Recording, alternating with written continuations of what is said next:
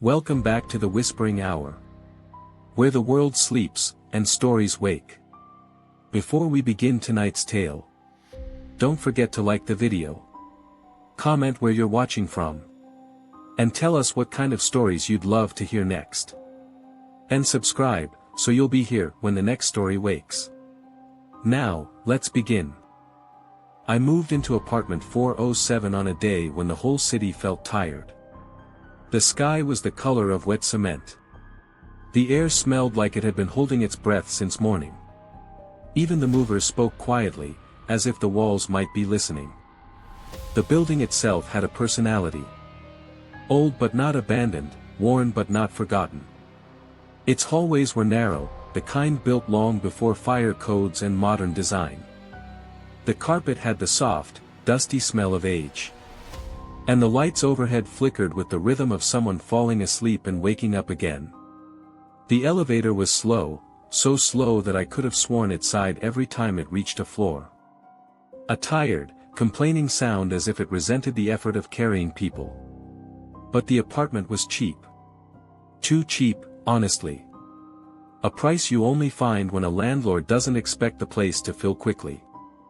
The first time I stepped inside, I noticed something odd. Not frightening, just unusual. The air felt heavy. Not stale. Not dirty. Just thick, like a room that remembered too much. I chalked it up to old vents and bad insulation. But the feeling lingered, hanging just above my shoulders. As if the apartment wanted me to know it existed long before I arrived. The first couple of days passed quietly. I unpacked slowly, taking my time with each box. There was something calming about arranging a new home. Placing books on shelves, lining up cups, settling into fresh routines. At night, I listened to the building. Old buildings always talk. Pipes thump, wood contracts, neighbors shuffle around. But this one spoke differently. The sounds weren't random. They seemed to follow a pattern. Soft creaks repeating every few minutes. A small rattle near the vent. A faint rhythmic tap, like someone drumming their fingers on the wall just once. And then stopping, as if waiting for a response. I didn't think too much of it at first. New places always felt strange before they felt familiar. But on the third night, the first real event happened. I woke at 1:23 a.m. to the sound of footsteps in the hallway. Slow. Measured. The kind of steps someone takes when they aren't in a hurry. Steps belonging to someone who knows exactly where they're going. They stopped right outside my door. My heart beat louder than the footsteps ever could. Not out of fear. But out of the instinctive awareness that whoever stood there wasn't confused. Or lost. Or wandering. They were waiting. I approached the door quietly. Careful not to let the floorboards creak under my feet. I looked through the peephole. Nothing. Just the long, dim hallway stretching left and right. Dust floating lazily in the air. That familiar, tired flickering of the overhead lights. But I could still hear the breathing. Soft. Close. Right outside the door. I snapped back, startled. And the breathing stopped instantly. A moment later, I heard the footsteps again. Walking away this time. Slow. Calm. Untroubled. I didn't sleep for a long time after that. The next morning, while unlocking my door to leave, I noticed something small tucked at the corner of my doormat. A folded piece of paper. Neat. Tight. Almost like origami, but not quite. I picked it up and unfolded it. Inside was a single word, written in soft, shaky handwriting. Hi. It was such an innocent word that it almost felt ridiculous to be unnerved by it. But something about it felt deliberate. Personal. As if the person who left it was trying to be polite. But didn't know how humans usually greeted each other. I slipped the note into my pocket and went about my day. But it never left my thoughts. Why leave it? Why here? Why me? Later that evening, I caught my neighbor, Lena, locking her door. She lived in the apartment diagonally across from mine. "You're in 407 now, right?" she asked, almost too casually. The second note arrived 2 nights after the first, folded differently this time. When I picked it up, the edges were damp, as if someone had carried it in the rain. The handwriting had the same careful slant. 3 simple words. "Are you awake?" Reading it, I realized something I hadn't let myself feel aloud, a small, foolish hope. Someone was reaching out. Not threatening. Not cruel. Simply, seeking company. The idea that an entire building could keep a loneliness alive like that felt almost tender. That afternoon I found Mrs. Alvarez leaning out of her doorway, a tray of plant cuttings balanced on her forearm. She watched me as if I'd been entrusted with something. "If she likes your light," she said, then stopped herself and smiled in a way that asked me to keep my curiosity small and careful. From then on, the things that happened in the hallway felt like a slow conversation between the building and whoever lived in it. The notes multiplied. Small tokens appeared. A paper crane on my windowsill one morning. A ribbon draped over the stair banister that had not been there the night before. A marble tucked in the mail slot at the end of the week. Each item felt like a sentence in a language I was only beginning to learn. I started treating them with a strange reverence. I washed the paper cranes gently and placed them on the bookshelf beside my favorite novels. I tied the ribbon to the lamp pole above my bed, where sunlight could find it during the day. It was ridiculous. And yet the more I participated, the less that cold, watchful feeling pressed at the edges of my sleep. Then one evening things shifted in a way that couldn't be ignored. I was coming home midweek, the sky bruised with rain, when I saw a man standing under the stairwell light. He wore a long coat, despite the mild weather, and his hat was soaked. He looked older than he should have been, old in a way that suggested he had been everywhere and seen everything. He held himself with the stillness of people who stand sentinel for an idea rather than a place. As I approached, he turned and smiled like he'd been waiting. "You're the one," he said. It wasn't a question. "Pardon?" I asked, feeling suddenly very exposed. "You put the crane on the sill," he said. His voice was a low thing, calm and patient. "You answered when she reached." I tried to steady myself. "Who are you?" He inclined his head. "A neighbor. One who remembers. Some of us do this work. Not all are brave enough to keep looking." There was something in his tone that made me think of older nights, nights when communities did small rituals and called them compassion. "What work?" I asked. He nodded toward the stairwell. "The remembering." He told me then, in low sentences like a man reciting the steps to a recipe, that the building had a habit of keeping small losses close. Children who had gone away and were never found. Names that slipped from legal records and lodged in plaster. People whose last breath was mistaken for a sleep. He explained that those losses preferred, in their stubborn way, to be noticed. To be given small offerings so that the weight of being forgotten might lift, even a little. "And she?" I asked finally. "The child?" He sighed, a sound that collected dust and patience. "She likes light. She likes paper things. She was small when she disappeared. Folks left little things for years. It became a practice. A set of gestures to say, 'We remember.' Not to fix. Not to answer everything. Just to be." That week changed the pattern. I began to meet more neighbors on the stair, quiet faces with small tokens in their hands. Mr. Halloran, who rarely left his apartment, arrived with a folded paper boat the size of his palm. Lena brought a spool of ribbon. Even the delivery guy looked like he'd been asked to perform a courtesy when he slipped a postcard under a door that matched an old name. One night, Lena told me something that tightened the knot in my chest. If you really want to see her, she said softly, you must bring something she'll know. Not anything fancy. Something a child would value. A small boat. A marble. A ribbon tied in a careful knot. So I began to collect. I folded my own paper boats, clumsy at first, then smoother the more I practiced.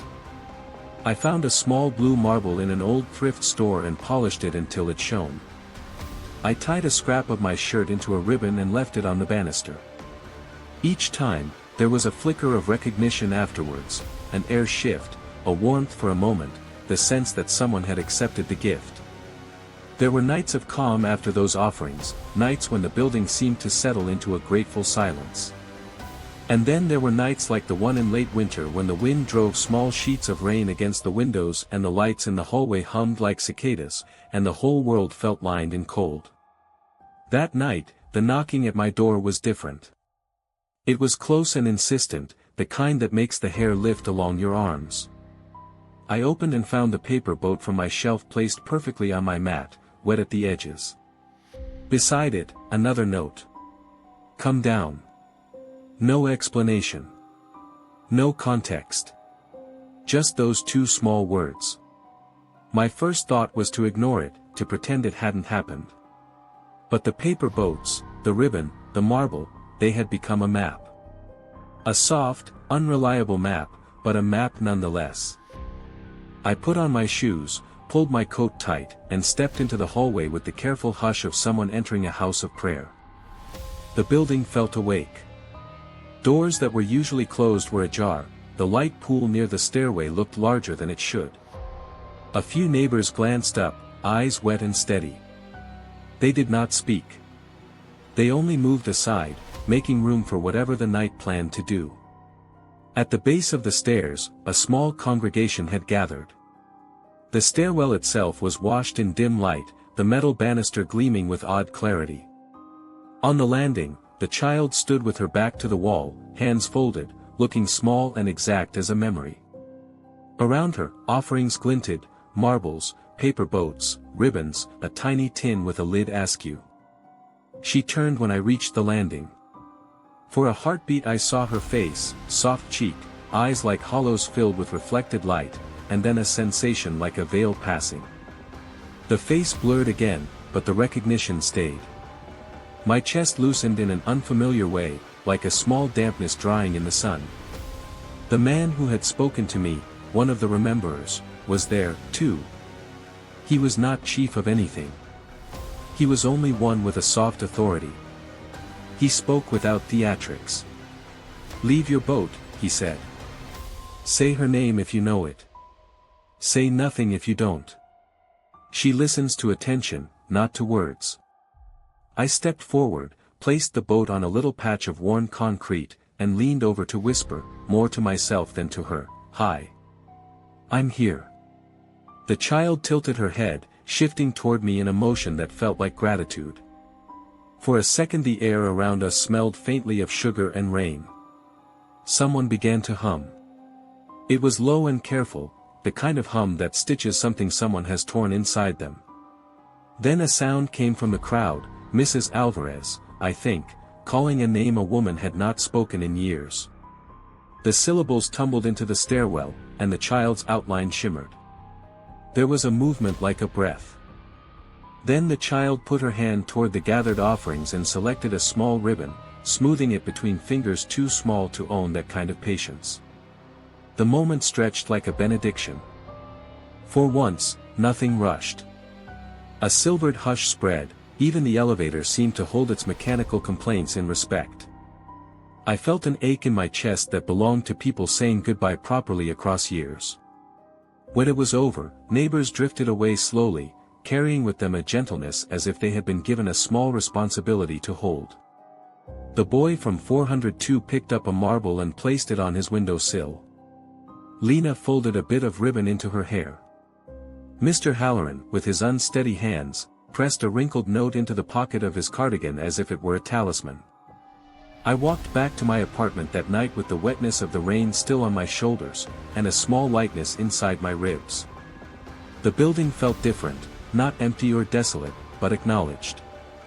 There are things in life that don't require an explanation to be true. Memory is one of them. Mourning is another. In the mornings afterward, there was a clarity to the hallway that hadn't been there before. The lights hummed steady, the pipes made comfortable noises, and even the elevator's sigh felt more like a satisfied animal than an exhausted appliance. But small reminders continued to appear. Not because the building was needy, I realized, but because people are.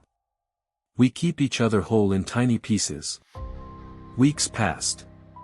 The pattern of offerings continued, sometimes slowing, sometimes flaring, but always present.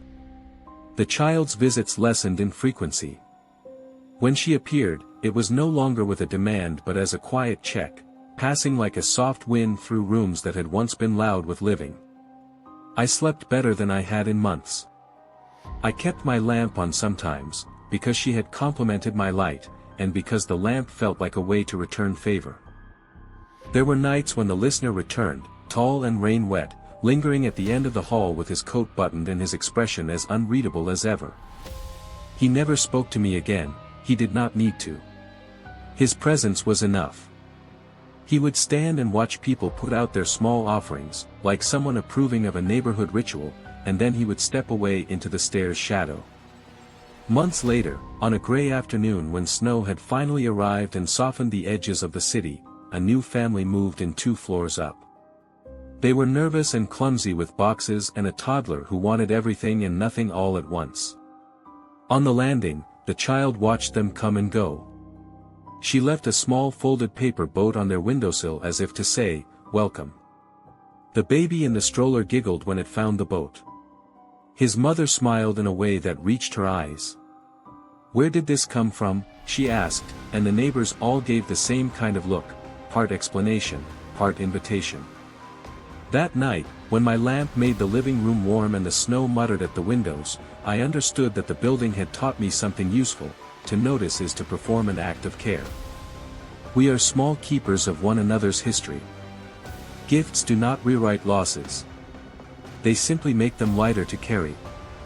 I still find notes sometimes. A little scrap tucked where the mail used to arrive. A folded ribbon on the stair, damp with the weather. I keep them, of course. I wash the paper cranes. I thread the ribbons into small knots and hang them where the sun can find them. Little rituals. Little repairs.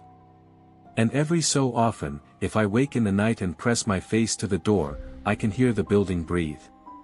The hallway is a living thing now, in the way only lived-in places are living, full of small remembrances, quiet kindnesses, and the faint echo of a child's humming somewhere down the stair. I never learned her real name. It didn't feel necessary. Names are useful, but memory is patient without them. The building had its own catalog, and we were a small part of its staff of remembering. When I stand at my window in the evenings now, watching the snow gather in soft ridges on the sill, I think about what it means to be noticed. Someone, once, was seen. Someone, once, left a scrap of folded paper on a door and found that, in the end, they were heard. You're listening to The Whispering Hour, another story begins. The laundry room was one of those small municipal mysteries in our building, locked after 10, padlocked against late-night loads, the sign on the door advising authorized hours only, in a voice that sounded more like a suggestion than a rule. For months I annoyed myself about it. My shifts were unpredictable and my clothes piled up at odd hours, and so the rule felt like an inconvenience the building had chosen on purpose. I had heard stories, soft neighborhood murmurs over tea, hints exchanged in doorways, that the room behaved weirdly. Nothing violent. Nothing dramatic. Just a small stubbornness. A sense that when people left loose threads there, the building kept them. I filed it away as the kind of local color older buildings collect, the type of thing that makes postcards and urban legends and nothing more. The night it began properly, the city outside was wet with rain and the windows in my apartment fogged with the heat of boiling kettles and breath. I carried my basket down the hall, half annoyed, half tired, and saw the door ajar so slightly that it could have been a trick of the light. The bolt had not been turned all the way. The metal sat crooked in its slot. A small thing, but when you live somewhere long enough, the small things gather into patterns. I pushed the door the rest of the way and stepped into that cool, cement-smelling room. The hum of the fluorescent bulbs made my teeth feel a little hollow. The washers stood like closed moons along the wall. One lamp sputtered at the far end, as though it had been coaxed awake. Something wet marked the concrete, damp tracks that led toward the back wall where a high, old industrial dryer yawned with its door open. Inside the dryer, folded into a neat, impossible rectangle, was a scrap of paper. Not a scrap in the careless sense, this was precise, almost ceremonial. The letters were cautious, tidy, and the single line was like a finger tapping the edge of a memory. Don't let him see you. For a while I simply held the paper and thought perhaps someone had been playing a practical joke. That would have been an acceptable comfort and, I admit, I groped for it. But the note smelled faintly of detergent and rain. It had been in the machine, damp, and what's stranger, there was a slight smear along the edge as if something dark had been dabbed and wiped away. I left the door closed when I went back upstairs. My hands trembled as I slid the bolt in place. The building hummed like it always did, polite and patient, but for the first time the hum felt like a presence listening in. I dreamed that night of long sleeves dragging along concrete and fingers folding paper the way people fold gratitude into small objects. The next morning the neighbors moved with an extra care. No one mentioned the open door directly, but Mrs. Alvarez gave me a look as she passed. Lena, who worked at the clinic and was practical in a way I admired, let the corner of her mouth fall and then stifle a sigh when I showed her the paper. She touched the edge of it with the pads of 2 fingers as if testing for warmth. It's better to leave those things, she said. They want to be placed, not pocketed. Placed where? I asked. She leaned closer as if the corridor itself might overhear and shook her head a fraction. The room tells you when. Her voice was small, steady. And it asks for people sometimes. That's all. I should have let it be a neighborhood curiosity and not pushed my feet into situations that pry. But curiosity is a slow animal. It grows when it's fed. That night, although every rational part of me advised against it, I walked the hallway back down. I unlocked the bolt and opened the laundry room door a crack, more to prove to myself that fear was a thing I could manage than from any sensible plan. The light inside was dimmer than I remembered. The machines looked like oversized clocks, patient and indifferent. On the cement floor a wet trace ran away toward a drain like a secret someone had taken with them. The dryer was closed this time, but the machine at the back, old and chained to history, made a soft low sound, the kind of sound an animal makes when it presumes itself safe. There was a pair of boots by the wall, muddy and empty. No human presences. Only impressions. I found another note tucked under the lip of a cart. This one said, without a flourish. He knows you opened it. I remember feeling, as I read that sentence, the peculiar clarity of being named in a way that made you small and visible at once. The building knew now. Something else did too. After that night the rhythm in the building changed by degrees. The lights overhead seemed to hold their breath longer. The pipes coughed on their own schedule. Small things misarranged themselves in polite, telling ways, a broom tipped against a wall, a note folded and left in the mailbox slot, a child's plastic marble lined up in the stairwell. People left more often than they stood still, and when they did stop, they looked for one another like we had agreed to forget nothing. I began to keep a careful log on a small pad, silly detail that it seemed. Each note, each small object I found in the hall, the time, the word written, the dampness of the paper. A map of attention. It comforted me in a way that made me ashamed. There is a wrongness to finding stability in the fact of being noticed by what may or may not be alive. The dreams came next. They were not nightmares, exactly, but slow reels where the machines were enormous and the dryer's mouth was a stage and a man with hands that were a little too long folded towels into ideas. More than once I woke with the taste of iron in my mouth and the sound of distant dripping under my pillow. Once, I dreamed the man turned toward me with a smile that showed too many teeth, but when I ran in the dream my legs felt like someone had wrapped them in cloth. In the waking hours, I met more of the building's watchers. An older man who kept everything just so, Mr. Halloran, pressed a small paper boat into my hand and said simply, "For the night." Lena taught me how to fold the cranes the child seemed to like. A delivery man who I had thought indifferent pressed his palm to his chest as he passed and offered me a nod that had been carved by old grief. Not everyone knew to act. Not everyone wanted to. But enough people did that a practice formed and became primitive church. And then one evening the bolt of the laundry room failed entirely. The door was open when I reached it, and I saw, across the wet concrete, a figure huddled on a stack of crates. Small. Wrapped in a coat that didn't fit. She looked like a folded piece of paper, delicate, precise. She did not look at me at first. She was intent on untying a small ribbon with the fingers of someone who had been practicing on knots for years. When she raised her head I saw that her face was soft with a kind of patience that unmoored me. Her eyes were the color of smoke and rain. Her mouth moved and I thought she would speak. She didn't speak. Instead she reached into a pocket and placed a small marble in the dust at my feet. It rolled slowly and stopped like a quiet clock. Around her, leaning against the machines, stood other figures, neighbors, but not all of them in the way you expect neighbors to be. There were faces I recognized and faces I did not. Each held a token. No one spoke. They were gathered like relatives in an old parlor, tasked with remembering. A tall man I had seen at the stairwell, never spoken, only watched, stepped forward. He had the kind of face you imagine on portrait photographs that never get taken, patient and weathered. "Leave it," he said to me, his voice small enough that the machines didn't shiver. "Leave what you brought."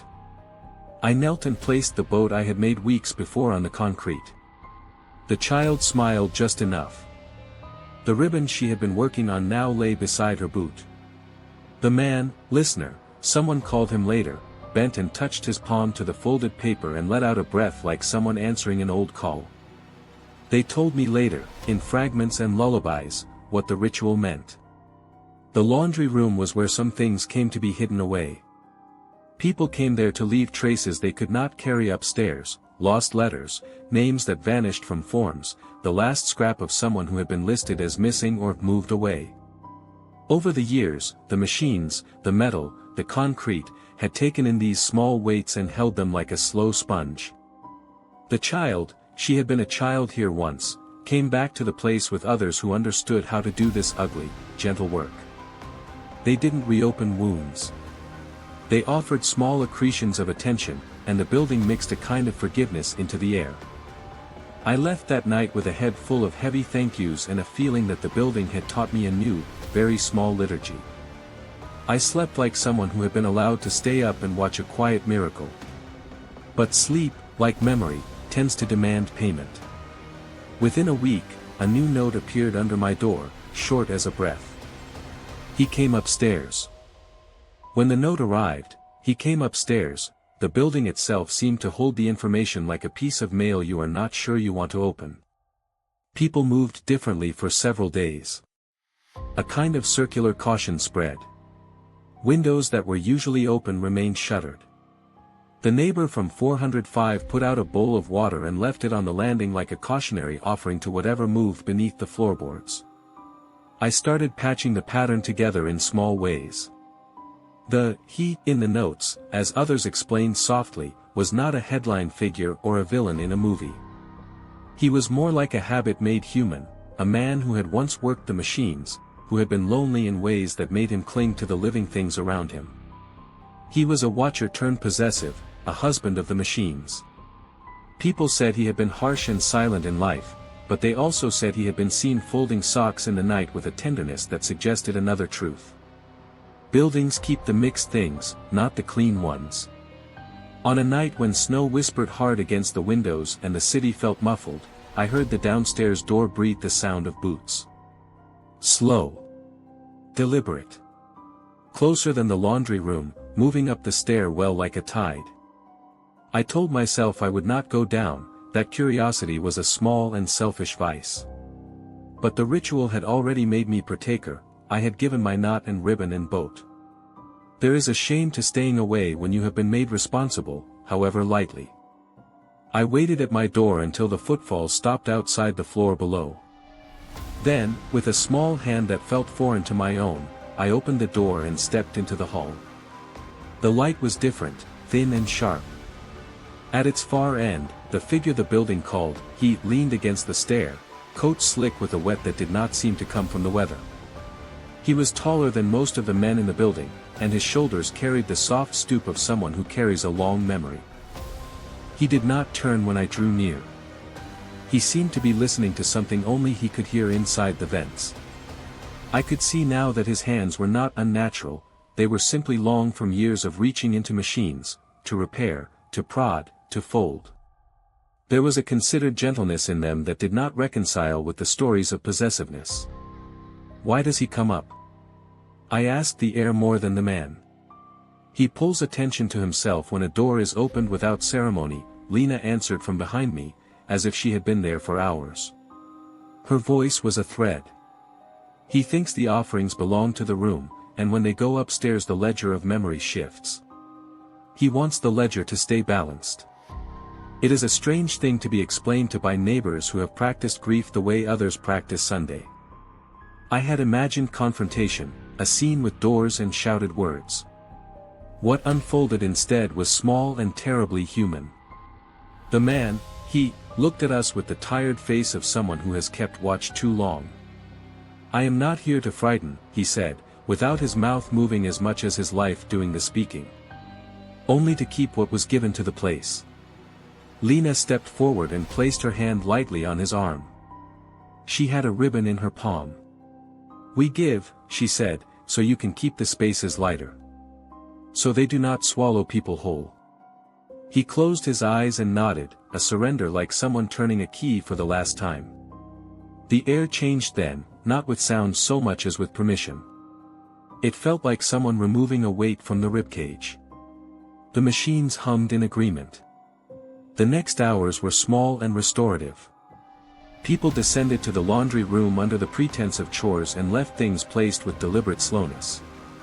They took readings of themselves, names they had not spoken aloud in years, crumpled letters read once more then folded into a pocket and left as a token.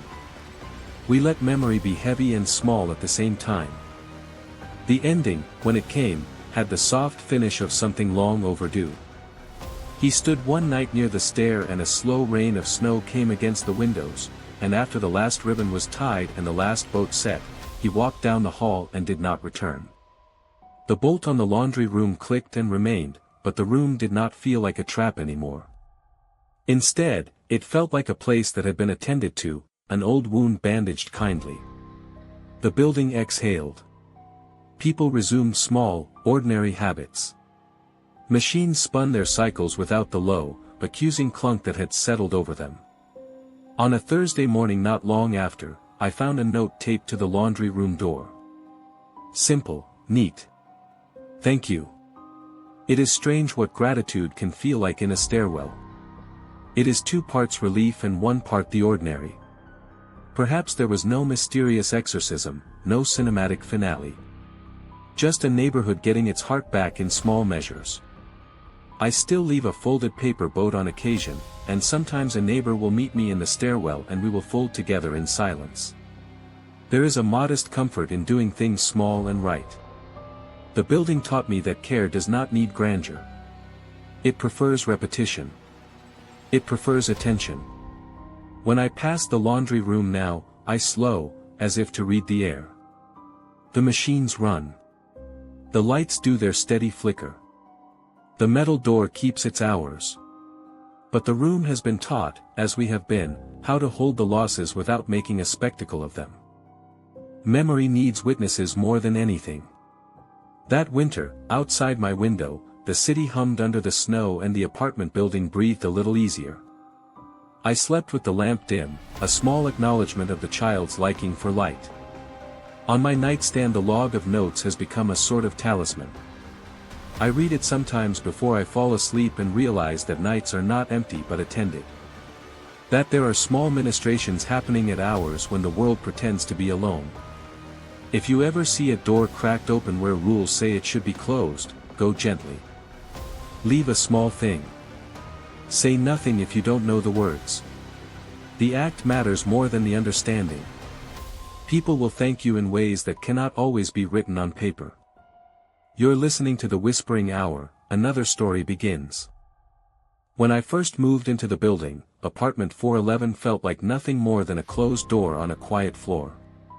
It sat directly across from mine, a pale blue frame that matched none of the other doors in the hallway. Its paint was chipped in a way that didn't look accidental, more like it had been touched too many times over the years, as if people had run their fingertips along it for comfort or habit or something else entirely.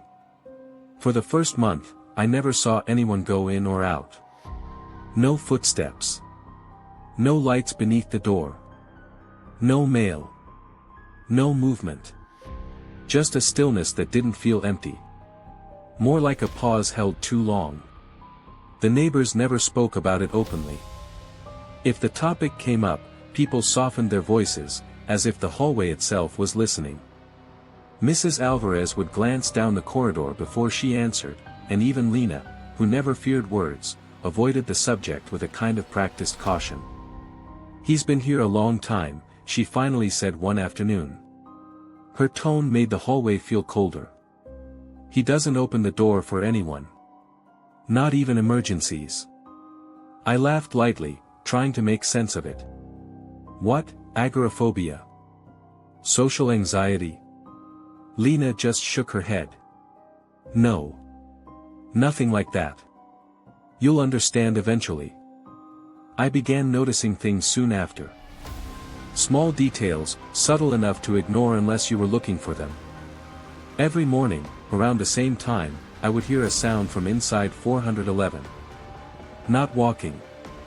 Not talking. Just a soft shifting, like someone moving a chair a few inches or brushing a sleeve against the wall. The kind of sound that suggested presence, but not activity. And at night, when the hallway lights dimmed, a faint glow leaked from beneath the door. Not bright like a lamp. Just a cool white haze, the exact color of moonlight passing through old glass. It pulsed sometimes, slowly, like a living thing breathing under the door. Once, out of instinct, I leaned closer to listen. The air near the crack felt colder. Not draft cold. Not winter cold. But the kind of cold that feels like it comes from someone holding their breath on the other side. I stepped back instantly. It didn't feel malicious. Just aware. One evening, as I was returning from work, I found something unexpected. A folded piece of paper sat in the center of my doormat. No writing on the outside, no decoration, just a precisely made crease that reminded me of the notes I'd received from the laundry room. But this paper felt different. Dry, warm, and perfectly clean. I hesitated before unfolding it. The hallway was empty, but I felt watched in that quiet, settling way old buildings watch their tenants. Inside, a single line was written in delicate handwriting. "Please don't knock." My throat tightened. It wasn't a threat. It wasn't even a request. It felt like a warning. I looked at 411, at the pale blue paint curled at the edges like petals left too long in the sun. The hallway light above it flickered once, then steadied. I slipped the note into my pocket and went inside without looking back. Over the next week, the sounds inside 411 changed subtly. Instead of the occasional shift, there were patterns. Soft steps taken slowly, as if pacing a room with caution. A chair dragged an inch. A drawer opened. Someone breathing close to the door, just once, like they were checking the air outside. Not loud. Not intrusive. Just, present. Sometimes, very late at night, I thought I heard humming. A low, steady tone, as if someone was soothing themselves with a melody only they remembered. It was faint enough that I questioned whether it was real or imagined. The building, of course, said nothing. The first time something changed was on a Thursday evening, when I returned home after a long shift and found the hallway unusually silent. Not the normal quiet. A deeper one. A quiet that seemed to thicken the air. I noticed the glow under 411's door was brighter than usual. Not moonlight this time. Whiter. Sharper. I stood still. My keys hung loosely in my hand, and even they felt too loud in the silence. Then I heard the sound. A soft tapping from the inside of 411. 3 gentle taps. Pause. 3 more. Like someone knocking on their own door. From the wrong side. My heartbeat climbed into my throat. I waited for someone to open the door. To reveal themselves. To explain the tapping. To break the strange symmetry of the moment. But no one did. Instead, the tapping stopped abruptly. And a whisper followed. Not words. Just the shape of breath. Pressed softly against the wood. I backed away from the door without meaning to. A few seconds later, the light beneath the door dimmed slowly until it vanished completely. The hallway felt colder when the light disappeared. The next day, a new note appeared on my doormat. No folds this time. Just a flat sheet of paper with a single sentence. Please don't speak to him. The word him made my skin crawl in a way the previous warnings hadn't. Who was he? Why couldn't I speak to him? And more importantly, why did 411 care about what I said? I ran my fingertips over the paper. It felt warm again. Like someone had held it for a long time before slipping it under my door. That night, I didn't sleep easily.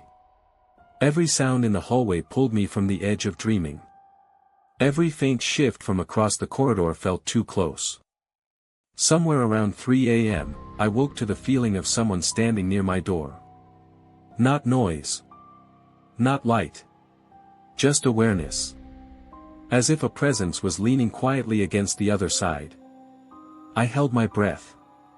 And then, a whisper seeped through the crack beneath the door. This time, it wasn't a breath. It was a voice.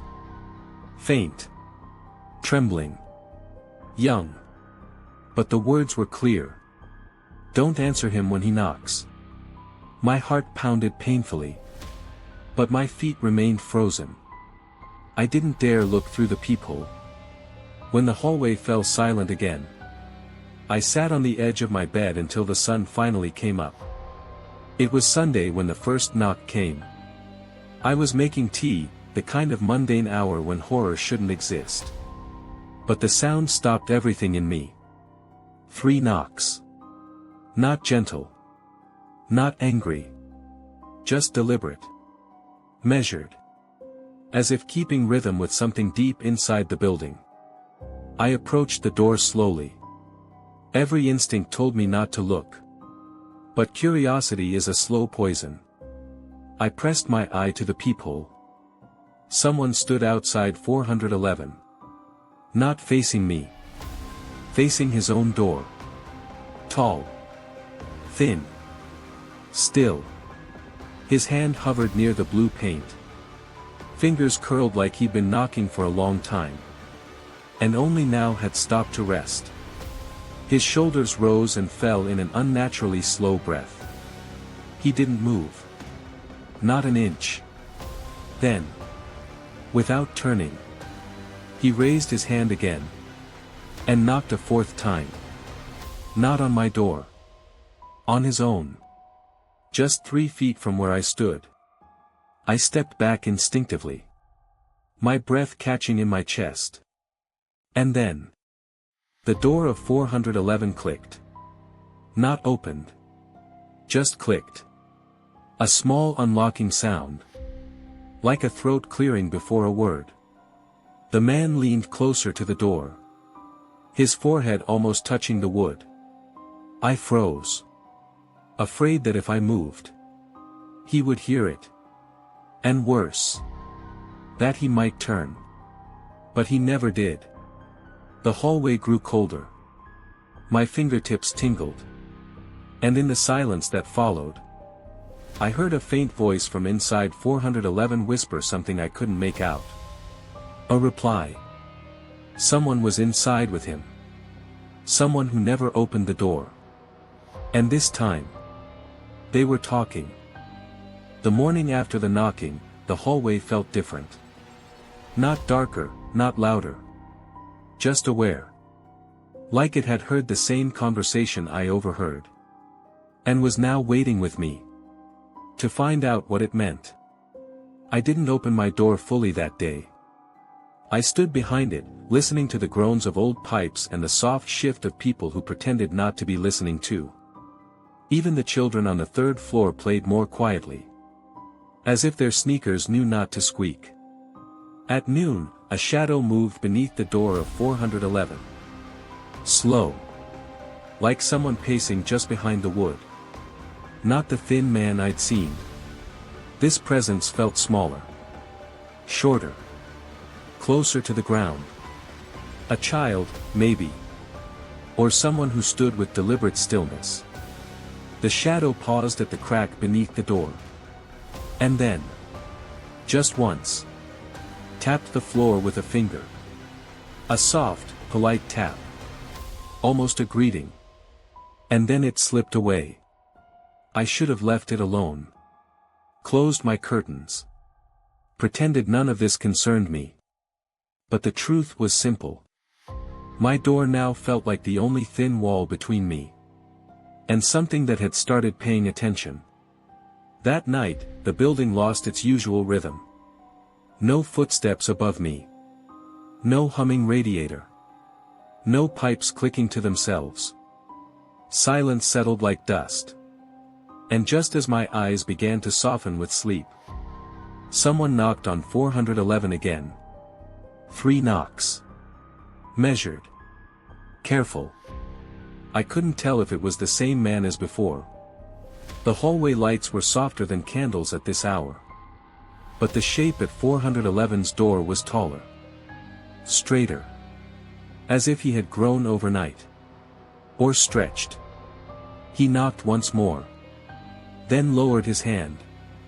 And whispered something into the crack. The door whispered back. Not loudly. Not dangerously. But as if repeating older conversations. They were accustomed to having. I couldn't make out the words. Just the shape of syllables pressed into the air. A young voice. A warm one. One that sounded like it had been quiet for too many years. Don't open for him. I swallowed hard. Why? I whispered before I could stop myself. Silence followed. Too much silence. The kind of silence that feels like hands pausing midair. Then the voice returned. Because he opens for you. My skin tightened from scalp to heel. I backed away. Almost tripping over the corner of my rug. My breath shallow and uneven. If the child inside 411 was telling the truth. Someone. Or something. In the building. Was trying to get me. To open my door. The next night. He came. Not the child. Not the shadow pacing behind the blue door. He. The tall man. The one who knocked only on his own door. Except this time. He came to mine. 3 knocks. Soft. But too precise. To be casual. My heart plummeted into my stomach. My palms dampened. Every instinct told me to stay still. But curiosity is a quiet ruin. I stepped closer. Barely breathing. And peered through the peephole. He stood inches from me. Facing my door directly. His eyes weren't visible. The hallway light had cast his face in shadow. But the angles of his body were unmistakable. Tall. Still. Waiting. He raised his hand slowly. And placed it flat against my door. Right where my chest was on the other side. A cold ripple moved through the wood. Not temperature. Intention. His head tilted. Listening for movement inside. And then he spoke. Not loudly. Not harshly. Just one question. Why won't you let me in? My breath burned in my chest. Every muscle in my body locked in place. Then. A second voice answered him. Not from the hallway. From inside 411. Gentle. Childlike. Frightened. Leave him alone.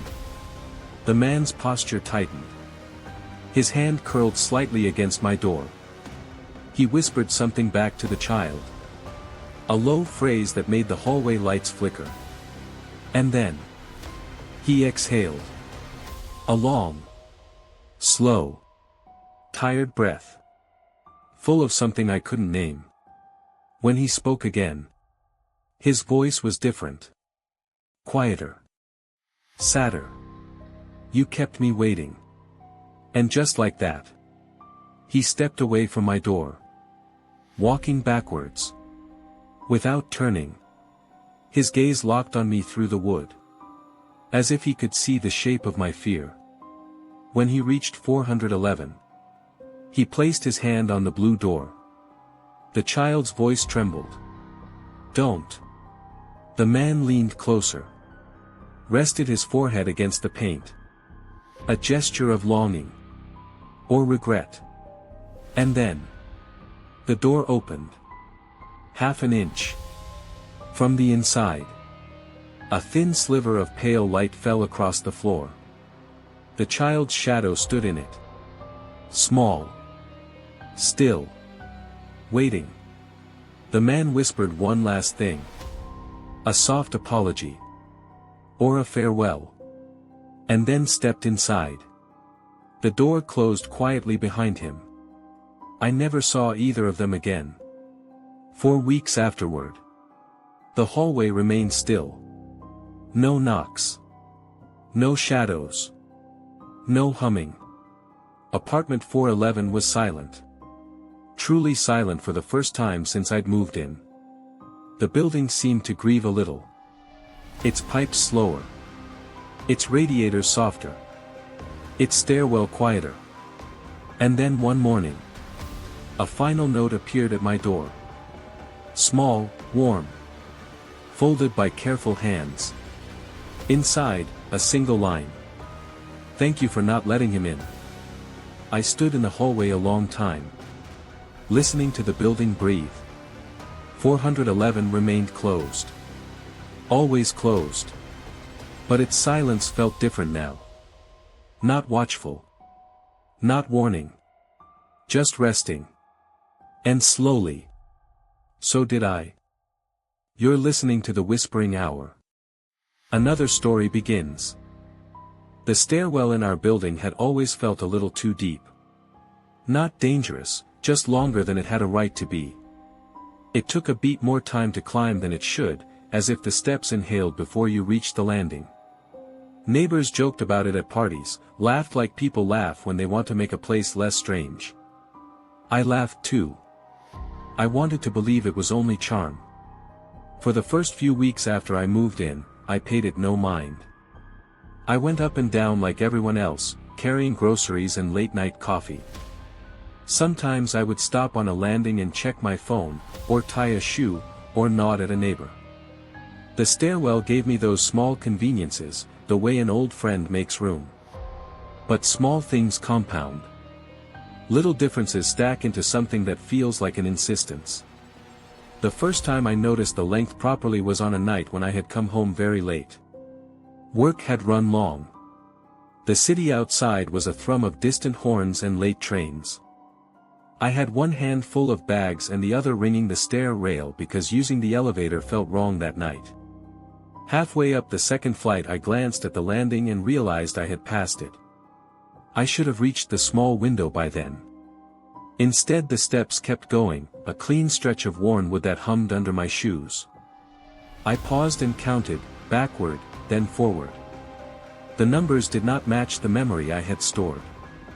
I stood there for a moment and tried to make sense of it. Maybe I had miscounted earlier in the evening. Maybe the bags made my steps smaller. People misremember. Our city misleads our senses often enough. But that small wrongness curled inside me like a pebble in a shoe. After that night I began to pay attention. Not in a loud way, quiet, the way one listens for the end of a sentence. I timed my climbs. I noted the breaths it took to reach the midpoint landing. Some nights it stretched an extra few steps. Some nights it felt ordinary. The change was subtle and irregular. That unpredictability made me watchful. I asked neighbors if they had noticed anything.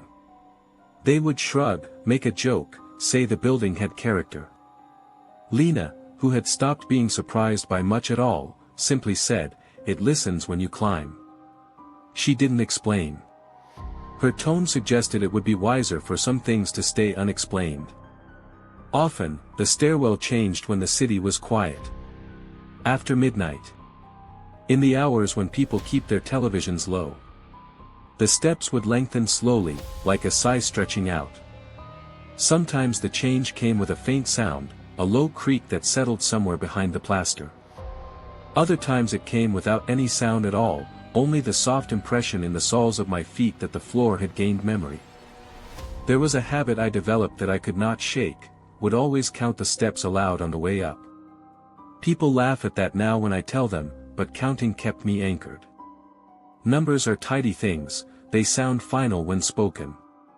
If the step count changed while I was speaking, I would stop and wait until the stair decided to be the same again. On a rainy Tuesday, when the stair had been unusually long for 3 nights in a row, I found something at the base of the third flight, a loop of faded ribbon tied to the newel post. Not my ribbon. Not anything I recognized. It was small and damp, the threads like the weather's own handwriting. Someone had knotted it there and gone. I picked it up and felt its weight. There was a faint scent, of soap and something older, tea stained with a memory. I tied it to my jacket loop because I did not want to leave it behind. It felt wrong to carry someone else's small offering into my apartment without asking. That night I dreamed of steps that would not stop. I dreamed of walking with a partner who always lagged a few paces behind. We climbed and the city blurred under us until it looked like a map someone had folded and refolded wrong. I woke sweating and the ribbon was warm against my palm. In the morning I put the ribbon in a small jar on my windowsill. I wanted to see it in daylight. I wanted to know who knotting things felt like before the dark did its work. The jar looked foolish and reverent all at once. A neighbor saw it and nodded, he had his own handful of trinkets. We were oddly organized in our overlaps. The next night the stair grew again. Longer this time, the steps stretching further than I had ever measured. I climbed and counted until my voice went thin. When I reached the landing that should have been there was no window. Instead, I found a small alcove I had never noticed before. It fit a person comfortably, and inside sat a small plastic boat, damp at the edges, and a scrap of paper folded into a neat square. My hands felt clumsy when I opened it. The handwriting was small and clean. 4 words. She waits on the landing. A chill moved through me that had nothing to do with the wet air. I had not known there was a waiting place in the stairwell. I had not known there were names tucked into the wood. That sentence rearranged my idea of what the building held. The next days were a study in quiet. The stair would lengthen only when the clock turned certain hours. It liked the late ones, after 2, before dawn. When it stretched, other things shifted too. The hallway light above the lobby would dim, or the elevator would hum at an off pitch. A neighbor's radio would pick up a line from a song that faded like an old record. I found myself timing the building like a distracted scientist. I noted hours, patterns, the smell of rain.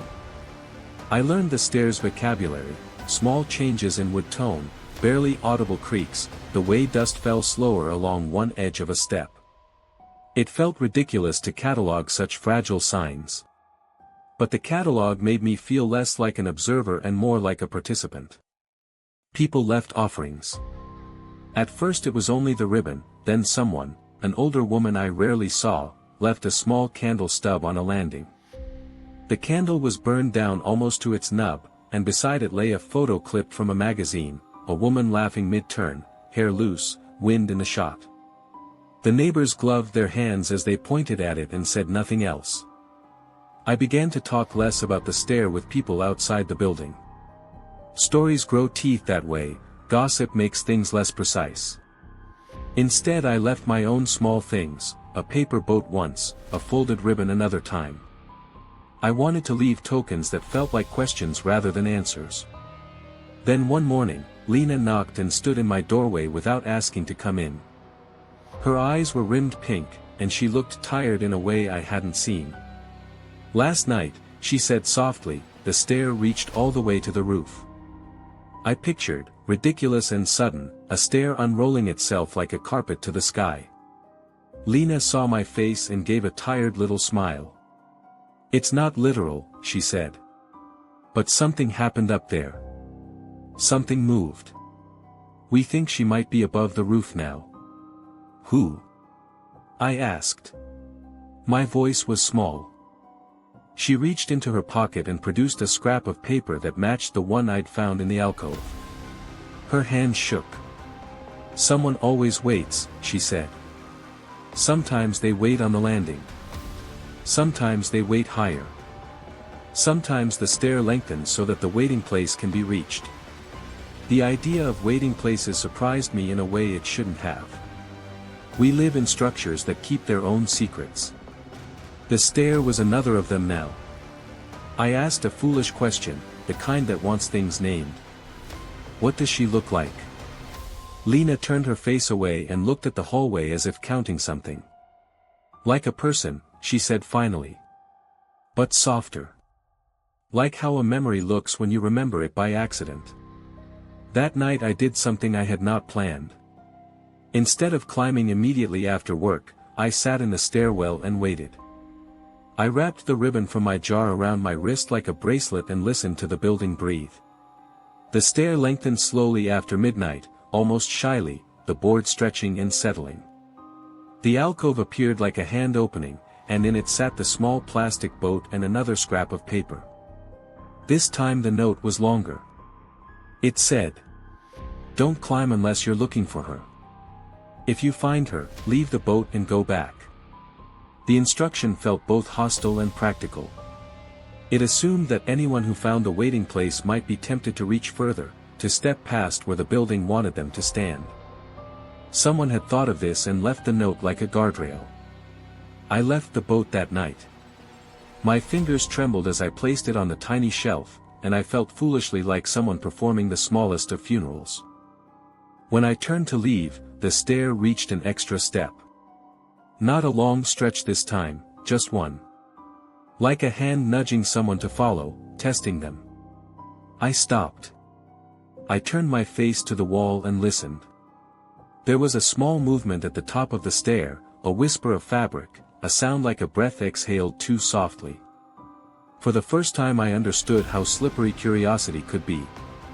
It asks you to step over the carefully placed lines and promises wonder in return.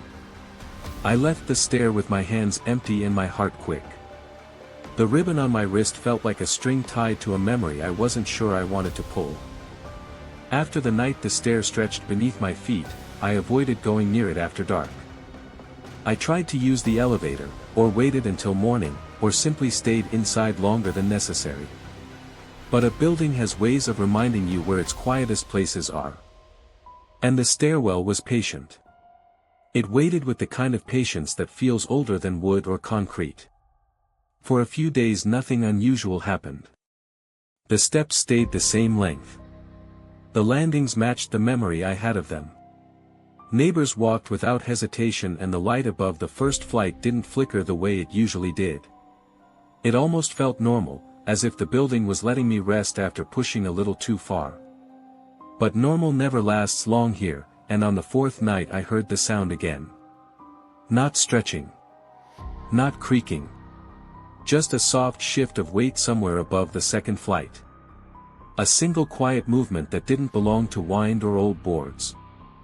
I opened my door slowly and stepped into the hallway. The air was cooler near the stairwell. Not cold. Just cooled in the way breath cools when someone steps back from you. I walked down the first few steps carefully. Nothing changed at first. The stair felt still. The light hummed lightly above me. But as I reached the middle of the flight, the tone of the air shifted. It felt as though someone was standing just out of sight, waiting for me to climb one more step. I stopped and listened. A faint exhale answered back from above. I raised my head and saw her standing on the landing again. Same soft outline. Same blurred edges. Same way of holding her hands close, like she was afraid they would drop something she could not replace. She didn't move until she knew I'd seen her. "I thought you wouldn't come back," she said quietly. Her voice reached me like a memory being replayed. Calm. Slow. Almost warm. She didn't come down. She didn't step forward. She only waited and watched me the way someone watches a door they hope will open. "I didn't mean to disturb you," I said. "You didn't," she replied. "I just didn't want to be here alone." The stair beneath her feet adjusted in a small, careful gesture. Not growing, just shifting its weight like something listening.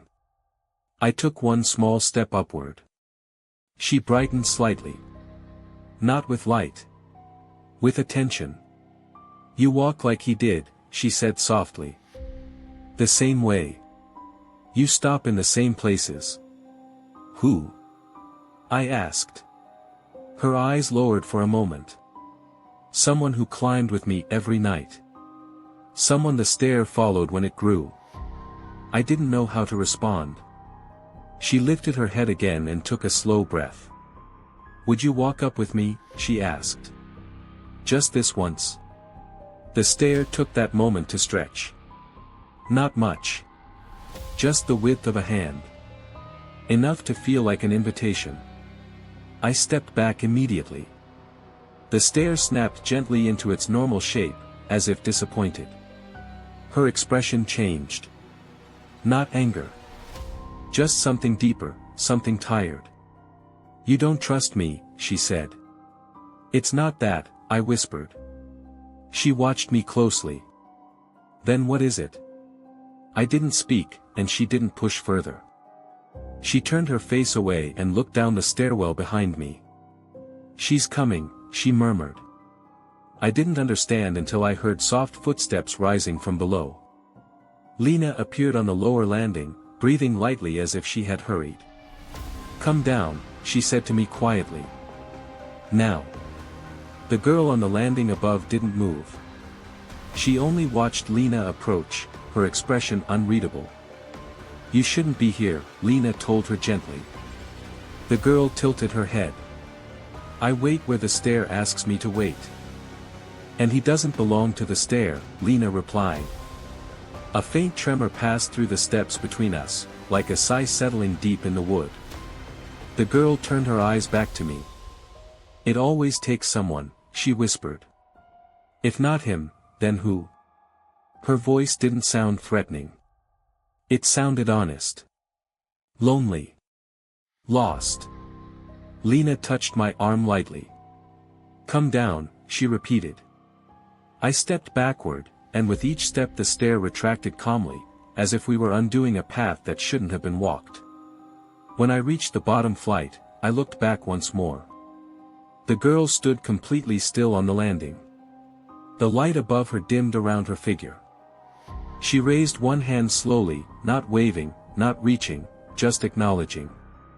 "Maybe another night," she said softly. Then she turned and walked deeper into the landing. Her outline faded until only the shape of her hair remained, and then even that dissolved into the quiet.